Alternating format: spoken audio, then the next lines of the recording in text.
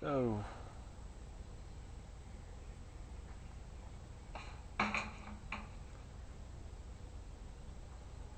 Maine. Why do I talk about Maine? Well, it took a month to get through Maine. How many miles is Maine's Appalachian Trail? Like 200, no, like 295 miles? We'll just say 300 miles. It takes a month on average to get through Maine. It is probably the most difficult section of the Appalachian Trail. Once you get out of if you're going northbound, once you get out of I believe the Smokies, the Southern Appalachians, because then you get into Virginia, which is just smooth sailing. Haven't been there, it's just what I've heard. I was southbound. I was going the opposite direction that most people go. I did not through hike it. I didn't have the money to through hike the trail. I hiked through Maine, New Hampshire, Vermont, and Massachusetts. About 700 miles of the trail. But Maine is considered the hardest part of the trail. A lot of things Mother Nature taught me in Maine. Not all necessarily things I didn't know, just lessons that were, you know, really driven in, reiterated. It can rain every day. Not literally every day, but to the point that you stop counting how many days it's been raining. You really, two things about the rain. When it rains all the time, you learn to truly live in the moment. When you're always wet, you have to make you have to make a decision. You know, is this going to bother me, or am I just going to enjoy where I am and what I'm doing? And that was the choice you had to make. It also made you so much more appreciative of the sunny days, the beautiful days, because days in Maine when it wasn't raining were absolutely gorgeous. When you could go a few miles, you know, just about anywhere and find yourself a lake. So when it wasn't raining, you still wanted to take a dip, still wanted to get wet. Lakes everywhere. Another one. There's many of the Taoist philosophies of observing nature and what you can learn about your own experience from observing nature. Part of the experience is most certainly suffering. When I went to hike, I did some training. I've always been an avid outdoors person, not hunting and things like that, but you know, I like hiking, backpacking, camping, experiencing the natural world. And before I left, I was waiting tables,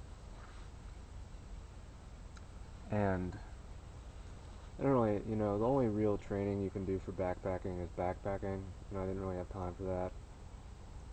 So I did some core conditioning, more or less, so that I could, you know, I wouldn't buckle, but you know, I could handle the strain of a backpack for, you know, 10 hours a day, 50 pounds, 30 to 50 pounds for 10 hours a day. Didn't do a lot of leg workouts. Probably should have. But I started my hike with, you know, set number of miles, started with this, like worked it up, increased the distance I had to hike. That was my kind of training of sorts, from 5 to 7, 8 miles, and then 10 miles, and then 15 miles.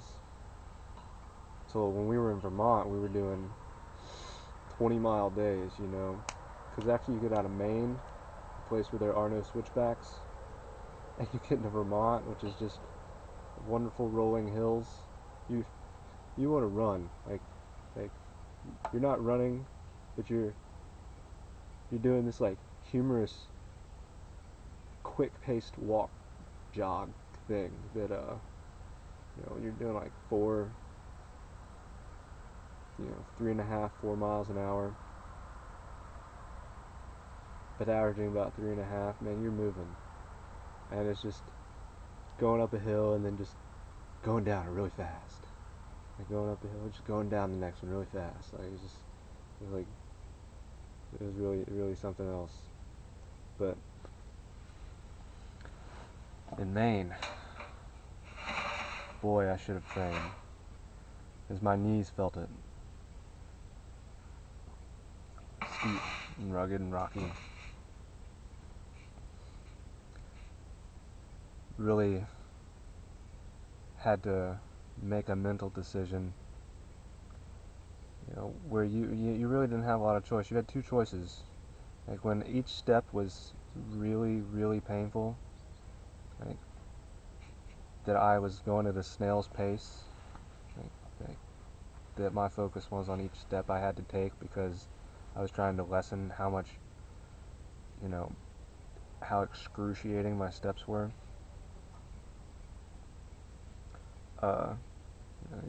Every step you're faced with choice. Like, well, I can in the mind, I can stop here in the middle of the woods, but the pain's not going to go away, because I'm going to have to get back up eventually and keep walking, because there's nowhere else to go but forward.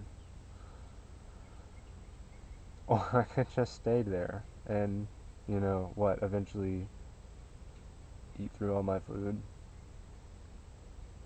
die in the woods.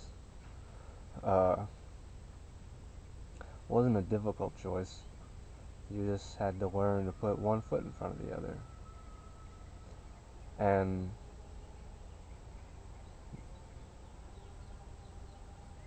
there's a great, as I strengthened my body, my mind was strengthened, my mental power to, not to put out things, put it out of my head, but to see myself a certain way, that each step I took, it wasn't, there was the sensation of the pain, but it was like a transmutation. I took the pain and I made myself like a personal mantra that each step I took, everything, my knees, my ligaments, my joints, everything was growing stronger with each step, with each moment, with each breath.